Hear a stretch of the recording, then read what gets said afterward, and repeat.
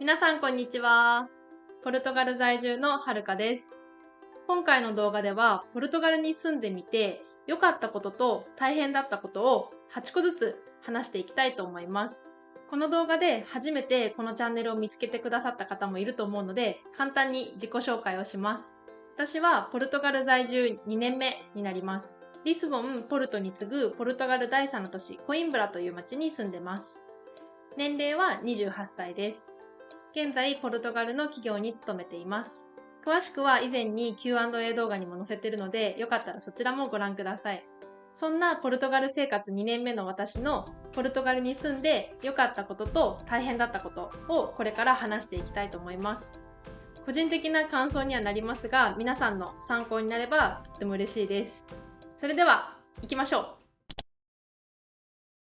まずはポルトガルに住んでみて良かったことを8個話していきたいと思います。1つ目は天気がいいことです。夏の間はずっと晴れてますし、なおかつすごいカラッとしていてとっても過ごしやすいです。また夜は9時を過ぎてもまだまだ空が明るいので、なんだか夜の間もテンションが上がるなっていうのがポルトガルの夏です。冬は日本に比べると寒すぎないですし、ヨーロッパのなんか冬のイメージって暗かったりずっと寒かったりっていうののイメージだったんですけど、ポルトガルはそこまで寒くもないですし、ずっと暗いみたいな、天気が悪いみたいなイメージでもないので、ポルトガルは1年通じてとっても過ごしやすい天気だなっていう風に感じています。2つ目、食が合うことです。ポルトガル料理は味付けもシンプルですし、そこまでくどくもないですし、レストランに行くとバリエーションも本当に豊かです。野菜、果物、お肉、お魚の本当に素材そのものが美味しいので食べてて飽きないですし、主食もご飯を食べるので、そこも日本人の感覚とすごい似てるなっていう風に感じます。先日両親がポルトガルに遊びに来たんですけども、その時もポルトガル料理は味付けも日本人に合ってて美味しいねっていう風に言ってたので、ポルトガルに住んでいてなんか食事が合わないなっていうのは全然なかったので、それはすごく良かったことだなっていう風に考えてます。また醤油だったり味噌だったりっていう日本の調味料もこっちで手に入るので、自分で和食も自炊で作れるっていうのもあって、食事に関してポルトガルで困ったことはありません。3つ目、物価が安いことです。フランスやイギリスとか他のヨーロッパと比べると断然物価は安いと思います。もちろんその分他の国と比べて給料が低いということはあります。生鮮食品、野菜や果物やお肉だったりっていうのは本当に日本よりは安く手に入りますし、先ほども話しましたけど素材も本当に美味しいので自炊がめちゃめちゃはかどります。あとはビールだったりワインもとっても安いです。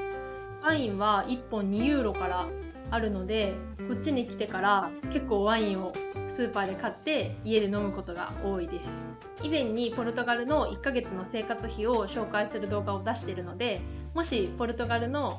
物価が気になるよっていう方がいたらこちらもぜひご覧ください。4つ目、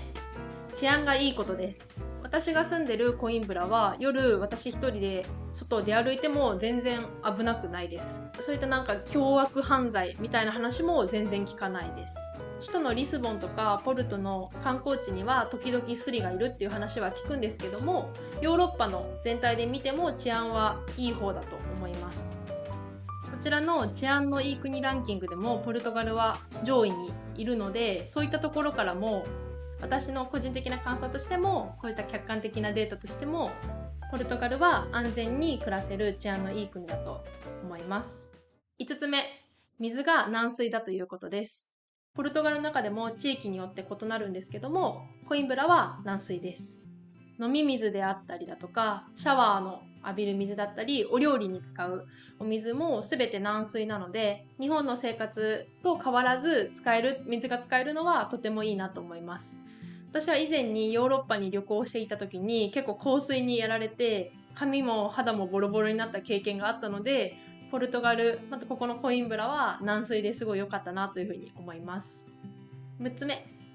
ワークライフバランスが充実していることです。実際にポルトガルで働いてみると、有給休暇はみんなもちろん取りますし、そのバカンスはもう3週間ぐらい行くのは当たり前っていう感じです。残業も全然なくて、実際アフター5もすごい充実してるなっていうふうに思います。日本だとあんまり考えられないんですけども、平日のその仕事の後に水泳だったりだとかオーケストラだったりだとかっていう、そういった趣味の時間に当ててる人もたくさんいるので、そういったところを見ると日本に比べてワークライフバランスっていうのはすごく充実していていいところだなっていうふうに感じています。7つ目、人が優しいことです。ポルトガルに来てから関わったポルトガル人の人は結構みんな優しいです。この家の大家さんもポルトガル人なんですけども、クリスマスにはポルトガルの定番のクリスマスのお菓子を持ってうちに来てくれたりだとか、何かトラブルがあった時も対応してくれますし、私の仕事のことだったりだとか、車欲しいって話もしてた車のこととかも結構気にかけてくれて、優しく今もしていただいてるっていうような感じです。ポルトガル人の友達のおばあちゃんも私たちに手作りのプレゼントをくれたりだとか、仲良くなると本当にみんな優しいなっていうのがポルトガル人の印象で、その優しさとか温かさにいつも助けられています。8つ目、観光名所が多いことです。ポルトガルは、一見リスボンとか、ポルトとかああいった都市部のイメージがあると思うんですけども、その他にもアルガルベ地方の海だったりだとか、ちょっと内陸行くと山があったりだとか、海を越えると離島もあったりだとかっていう風な感じで、ポルトガル国内でも行くべき場所が本当にたくさんあります。離島のアゾーレス諸島には温泉があったりもするらしいですし、昔のお城だったり昔使われてた建物をホテルに改装したポーサーダっていうような宿泊施設もあったりするので、ポルトガルイコールリスボンだけで終わらない観光名所がたくさんあるっていうのは、ポルトガルに住んでてすごい楽しいなというふうに思うところです。続いてはポルトガルに住んでみて大変だったことを8個話していきたいと思います。1つ目、行政手続きが煩雑で遅いことです。ポルトガルで生活するためには銀行を開設したりだとか、納税番号とか社会保障番号とか、そういったそれぞれの必要な番号を取得したりだとかっていうような行政手続きがたくさんあります。その手続きが一つ一つ煩雑かつ遅いので、それがとっても大変でした。その中で一番大変だったのはセフっていうそのポルトガルの移民局への予約を取るっていうことでした。ポルトガルに住むための居住カードを手に入れるためにそのセフへの予約が必須でして、でその予約がネットじゃなくて電話じゃないとできないっていうのが私のビザだったんですね。でその電話がもうとにかくつながらなくて、本当に1日1000回ぐらいをかけました。で1日1000回を5日間かけてようやく予約を取ることができたっていうのは、それはもうめちゃめちゃしんどかったですね。この機械のようにひたすら携帯をこうやって押しまくるみたいなのを5日間続けて、もう最終的には本当に保留音を口ずさめるぐらい覚えました。それぐらいこの1日1000回電話をかけるっていうのは、私のこのポルトガル生活の中で一番大変だったことだなっていうふうに思います。なおかつそういった行政手続きって毎年ルールも変わりますし、担当者によって言ってることも違うっていうのもあるので、インターネットとかに転がってる過去の情報っていうのもあまり当てにならなかったっていうのも結構大変なポイントだったなというふうに思います。2つ目、何もかも時間通りに来ないことです。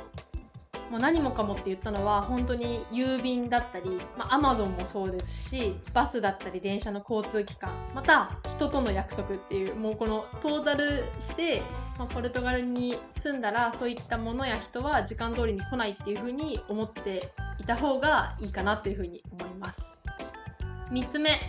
家に関わる問題が多いことです。我が家の場合は冬の部屋の寒さ、家の窓だったりドアだったりから入ってくる隙間風が本当に寒かったりだとか、あと浴室シャワーのある部屋の湿気がすごくて、冬場ですね、特に湿気がすごくて結構カビが生えるっていうのもありましたし、窓には基本的に網戸がついてないので、窓を開けると、虫も入ってくるっていうのに悩まされたりはしてます。また時々水やガスが急に止まるっていうこともあったので、そういった家周りのトラブルっていうのは他のポルトガル在住の方の話を聞いてもよくあることかなっていうふうに思います。4つ目、坂が多いことです。ポルトガルは本当に坂が多い国なので、まずヒールで外を歩くことは私はこっちに来てからしていません。もういつもスニーカーですし、Google マップとかでほんと10分ぐらいの道、なんだ10分で行けるなら歩こうと思ったらすごい高低差があるような道だったりだとかで、結構やられたことは多かったです。なのでポルトガルに今住む人も旅行に来る人もそういったもう絶対坂と向き合わなきゃいけないっていう風に思って、まずはスニーカーで来ることと、しっかり歩いて体力をつけておくっていうのがおすすめです。5つ目、車の運転が大変だということです。車はもうほとんどマニュアル車ですし、ポルトガルで車を探す時も最初はオートマ車で探してたんですけども、オートマだともう車の価格も高いですし、なかなか出てこないっていうのもあって、うちはマニュアル車を購入しました。交差点は日本のこういったなんか十字路とかはあんまりなくて、基本的にラウンドアバウトです。あとスピードが本当にえぐい先ほど話した坂道っていうのもあるんですけど、坂道で縦列駐車をしなきゃいけないっていうような、なんかもう車に関わる大変なことを全て詰め込んだみたいな国がポルトガルかなというふうに勝手に思ってます。6つ目、物の選択肢が少ないことです。ポルトガルに来ていろいろと家具だったりだとか身の回りのものを揃えるっていう風になった時に、まず感じたのが物の選択肢が少ないなっていう風に思いました。その選択肢っていうのは例えばデザインだったりだとか、あと物の大きさだったりだとか、あと価格帯、日本だと結構そういった価格帯で分かれて物を選べると思うんですけども、例えばですけどもゴミ箱一つ取ってもこのサイズの結構しっかりした10ユーロっていうものしかないっていうようなのがあって、私としては本当に1ユーロ2ユーロぐらいでもっと簡単な感じのゴミ箱でいいのに、それが売ってないっていうような、そういったものの選択肢が少ないっていうのはこっちに来て何か物を揃える時に困る部分ではありました。7つ目、食べ物が賞味期限前に腐ることです。特にお肉なんですけども、賞味期限に書いてある日にちより前なのに使おうと思って開けたらなんかちょっと匂うとか、ちょっとネバネバしてるみたいな、腐ってることが結構あって、それなのでお肉とかを買ったらもうほとんどその日かその翌日には切って冷凍しておくっていうのを最近はするようになりました。他には野菜とか果物も結構カゴにガサッという風な感じで売ってて、自分でこうやって選ぶっていうパターンが多いんですけども、その中でもやっぱり傷んでるものっていうのは中には結構あるなっていう風に思っていて、なのでそういった食材を買う時に物の良し悪しを見極めて買うっていうのは大事だなっていう風に思いました。8つ目、日本からの直行便がないことです。日本からポルトガルに来るには直行便がないので、必ずどこかでトランジットして来なきゃいけないっていうのがあります。なので飛行機の乗ってる時間は20時間以上かかるっていうのがほとんどですし、そういったところで距離も遠いし時間もかかるしお金もかかるっていうのもあって、気軽に帰れないっていうのはなかなかちょっと大変だなっていうふうにポルトガルに来て感じてるところです。遠いっていうのもあるので、なかなか日本からの友達とか家族も来づらいっていうのも、このポルトガルで生活するっていうのにはちょっと寂しいポイントではあります。以上がポルトガルに住んでみて良かったことと大変だったことのご紹介でした。動画の感想やもしポルトガル生活でのご質問等がありましたら、こちらの動画のコメント欄にどしどしメッセージいただければと思います。このチャンネルではポルトガル生活や旅行について発信しているので、チャンネル登録がまだの方はぜひチャンネル登録をよろしくお願いします。それではまた次の動画でお会いしましょう。チャオー。